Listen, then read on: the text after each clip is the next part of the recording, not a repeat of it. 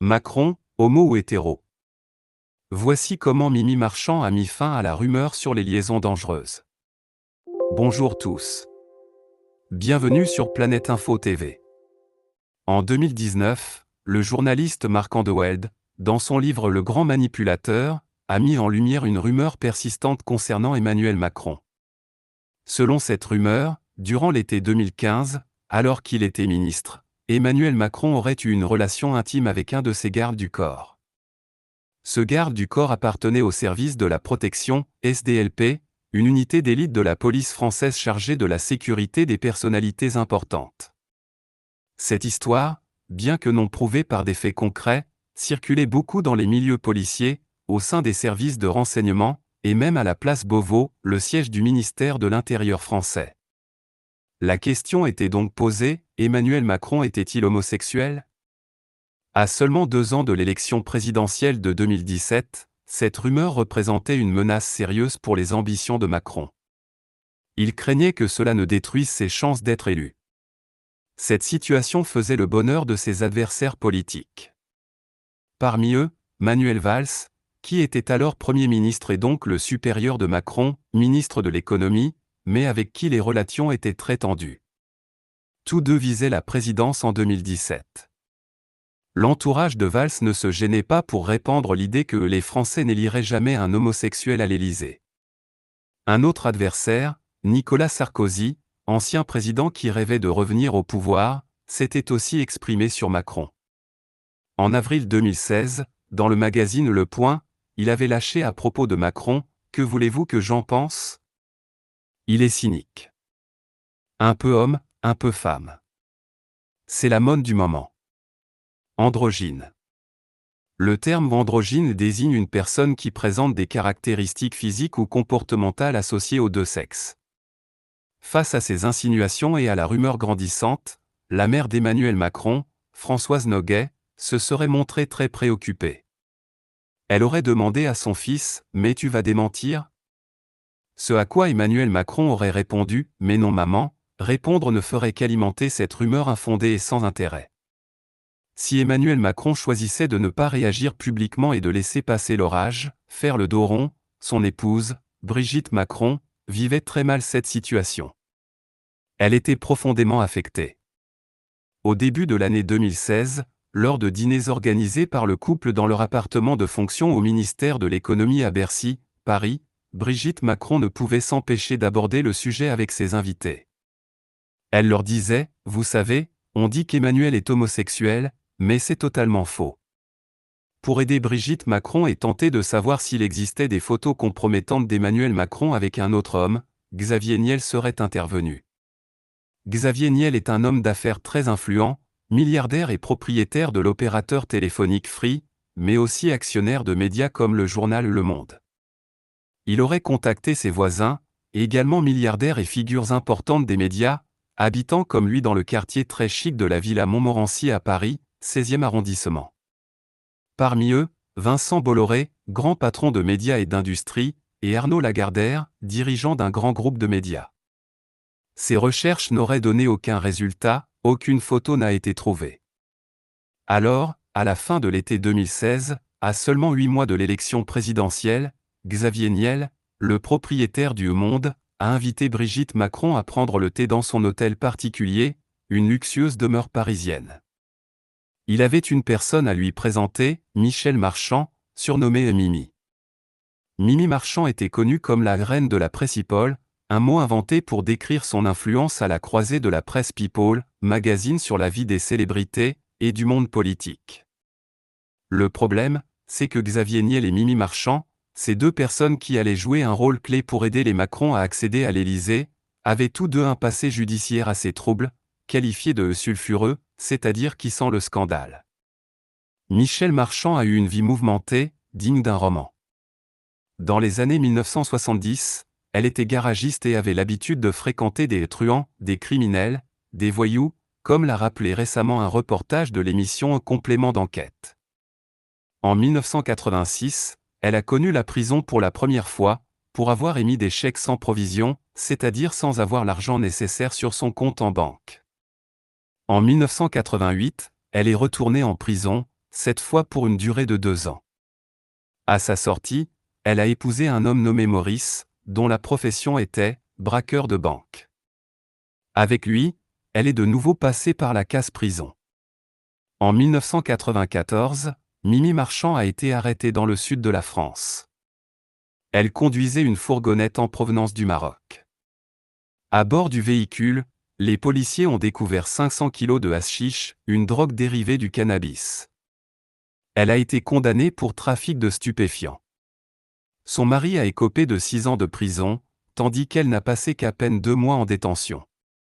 Après cette nouvelle sortie de prison, Mimi Marchand a ouvert plusieurs boîtes de nuit à Paris. Dans ce milieu très particulier où se mélangeaient de hauts responsables de la police, des voyous, des avocats réputés et des célébrités du show business, celle que l'on surnommait désormais Mata Hari, en référence à une célèbre espionne du début du XXe siècle, a commencé à tisser son réseau et à collecter des informations. Elle était très douée pour obtenir des renseignements confidentiels. C'est ainsi qu'en 1996, lorsqu'elle s'est reconvertie dans la presse people, les scoops, informations exclusives et sensationnelles, ont commencé à pleuvoir. Elle a révélé la liaison entre Johnny Depp et Vanessa Paradis, le mariage de l'acteur Vincent Lindon, ou encore l'existence de l'enfant caché du célèbre présentateur de journal télévisé PPDA, Patrick Poivre d'Arvor, et de la journaliste Claire Chazal. Mais Mimi Marchand aurait aussi été impliquée dans des bidonnages, c'est-à-dire la fabrication de fausses informations. Un exemple célèbre est une prétendue interview exclusive du garde du corps de la princesse Diana, Trevor Rhys-Jones, publiée en 1998 dans le magazine Voici, peu après l'accident mortel de la princesse. Le magazine titrait « Le garde du corps se confie ». C'est Dodi Al-Fayed, le compagnon de Diana, qui a décidé qu'Henry Paul conduirait la Mercedes pour quitter le Ritz. Interrogé sur cette interview, l'avocat de Trevor Rhys-Jones avait réagi vivement « Nous avons immédiatement décidé d'attaquer Voici en justice ». Non seulement Trevor Rhys-Jones n'était pas venu à Paris depuis un certain temps, mais il n'avait accordé cette interview à personne, ni aucune autre interview d'ailleurs. C'était donc obligatoirement une interview inventée. L'article s'étalait sur 3 pages, avec des réponses très précises attribuées au garde du corps, comme « physiquement, j'ai complètement récupéré, mais j'ai encore quelques petits détails esthétiques à régler ». Ou encore, comme les paparazzis nous suivaient, la princesse a demandé au chauffeur de faire attention à eux. Tout cela était faux. Absolument tout était inventé. Suite à cette affaire, Mimi Marchand a été renvoyée du magazine Voici. Elle a alors prétendu avoir quitté le monde de la presse people. C'est ce qu'elle affirmait par exemple sur la chaîne de télévision Canal+ en 2002, Mata Hari est à la retraite et elle a décidé de partir planter ses tomates, une expression française pour dire qu'elle se retirait pour mener une vie tranquille à la campagne. Cependant, en 2009, pour vérifier si Mimi Marchand était réellement partie planter ses tomates, un autre journaliste de Canal+, travaillant pour une émission d'investigation, a décidé de la mettre à l'épreuve. Il lui a proposé une petite vidéo au scoop, on y voyait la chanteuse Jennifer, une célébrité en France, s'énerver violemment contre un paparazzi qui la filmait. Le sujet était délicat, car Jennifer était connue pour protéger farouchement sa vie privée. Dans la vidéo, on l'entendait crier « D'accord. Et moi, j'ai le droit de ne pas répondre à votre interview de merde. Ok ?» Le journaliste pensait que cette vidéo pourrait intéresser Michel Marchand. Il l'a contacté. Surprise, Mimi Marchand n'était pas du tout partie cultiver des légumes. Elle l'a reçu en personne dans son agence de presse. Là, au milieu de 3 téléphones et d'un ordinateur, il était clair que Mata Hari n'était absolument pas à la retraite. Le journaliste, filmant en caméra cachée, a pu enregistrer une scène révélatrice. On y voit Mimi Marchand essayant de vendre cette vidéo au scoop sur Jennifer à différents magazines people. Elle commente la vidéo, ça vaut quelque chose, ça. Puis, elle exprime une certaine prudence, le problème, c'est qu'ils sont hyper procéduriers ces gens-là, les célébrités qui n'hésitent pas à faire des procès. Moi par exemple, je ne mettrai jamais ça aussi, sur son propre site, par peur d'un procès, point. Malgré sa crainte d'un procès si elle diffusait la vidéo sur son propre site web, purple.com, elle a, en quelques minutes et devant le journaliste, contacté la plupart des rédactions de la presse People à Paris. On l'entend dire au téléphone à une rédactrice en chef, « Comment vas-tu ? Il y a quelqu'un qui est venu me montrer une vidéo intéressante de Jennifer qui met sur la gueule, frappe, un caméraman à l'aéroport.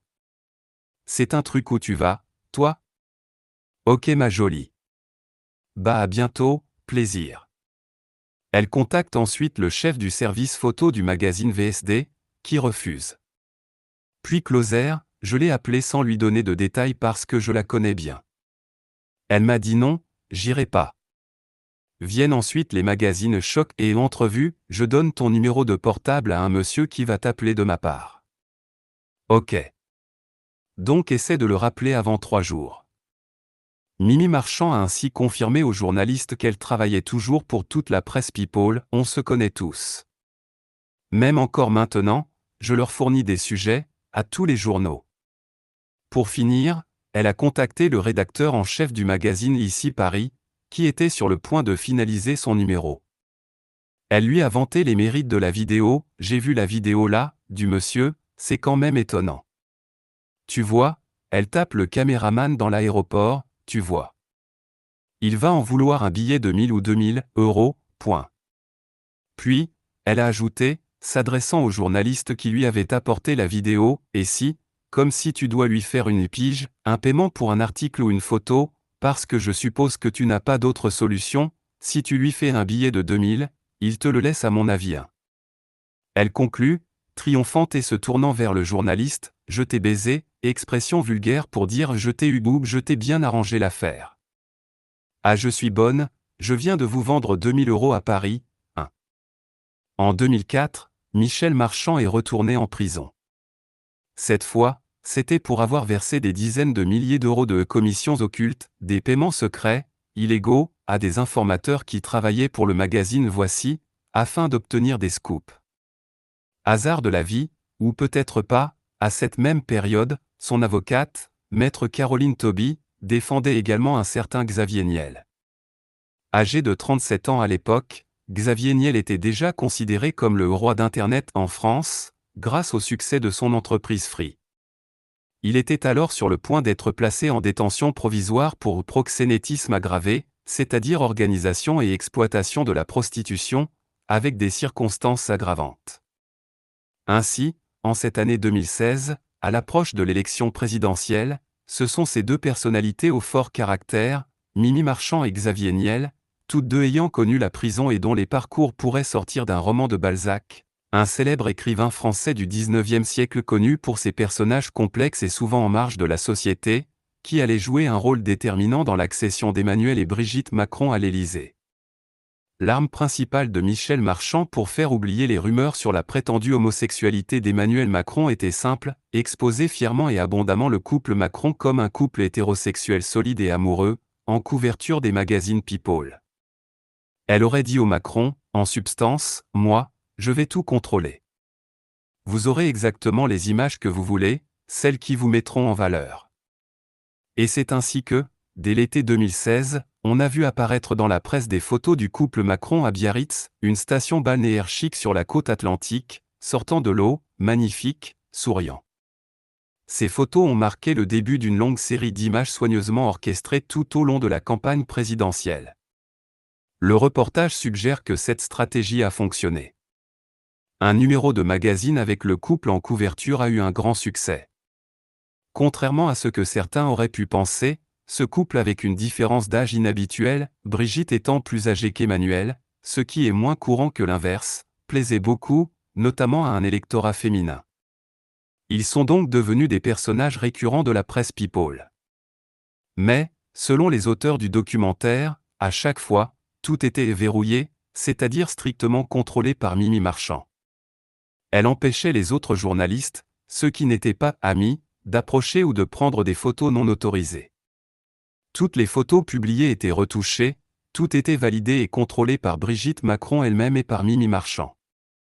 On parle de fausses déambulations sur la plage, des promenades qui semblaient spontanées mais qui étaient en réalité mises en scène pour les photographes, de séances de photos avec des paparazzis organisés de toutes pièces, montrant Brigitte au bras d'Emmanuel.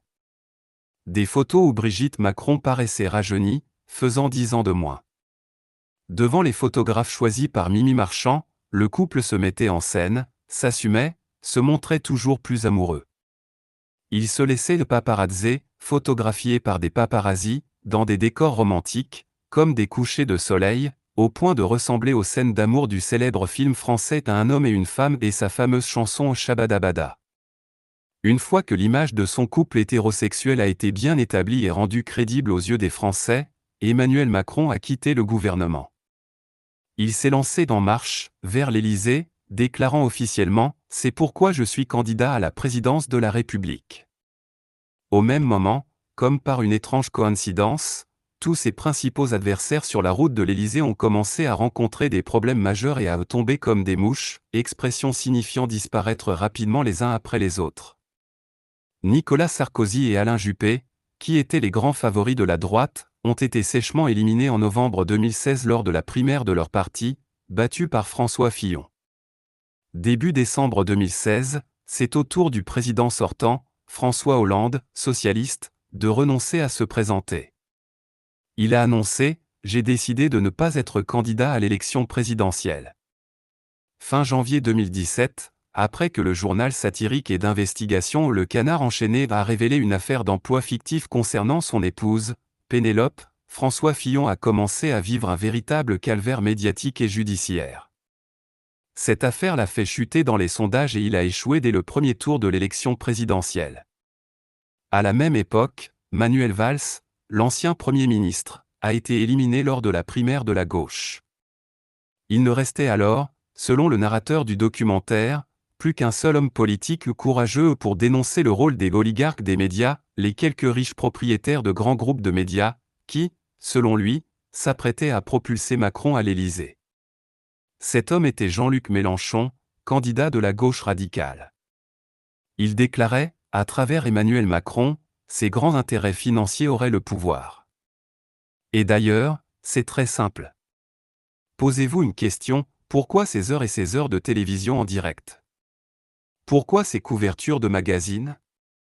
Pourquoi ces pages et ces pages de photographies couleur autour de sujets qui sont, vous l'avouerez, assez vides?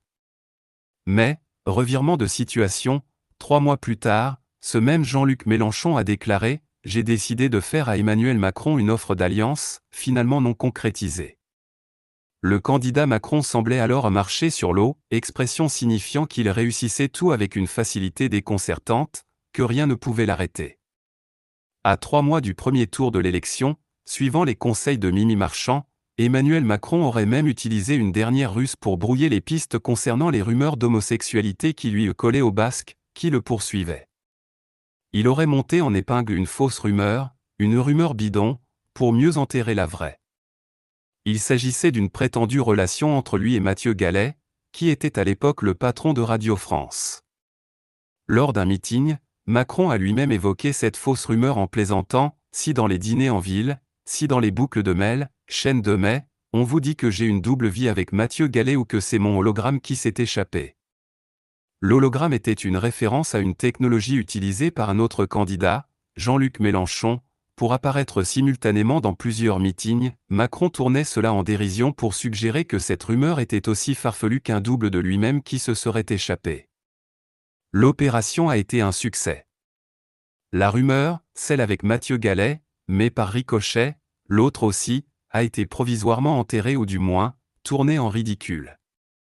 Et pour ceux qui n'auraient pas compris le message, 3 jours plus tard, un magazine People hebdomadaire, dirigé par une proche de Mimi Marchand, en a remis une couche, a insisté sur le sujet, en publiant un article qui confortait l'image hétérosexuelle de Macron. C'est donc, selon la thèse du documentaire, l'image d'un candidat pas gay que Michel Marchand et Xavier Niel seraient parvenus à imposer dans l'esprit des Français. En l'espace de 4 ans, le couple Macron, présenté comme le favori des oligarques, aurait réussi son pari. Le 14 mai 2017, c'est au bras d'une Brigitte Macron élégamment vêtue, le documentaire mentionne endimanché de piéton cap Bernard Arnault, ce qui pourrait être une référence ironique à un grand couturier ou au luxe associé à Bernard Arnault, l'un des hommes les plus riches du monde et propriétaire du groupe LVMH, un autre oligarque, qu'Emmanuel Macron a remplacé François Hollande à l'Élysée, pour le meilleur et pour le pire. C'est tout pour aujourd'hui.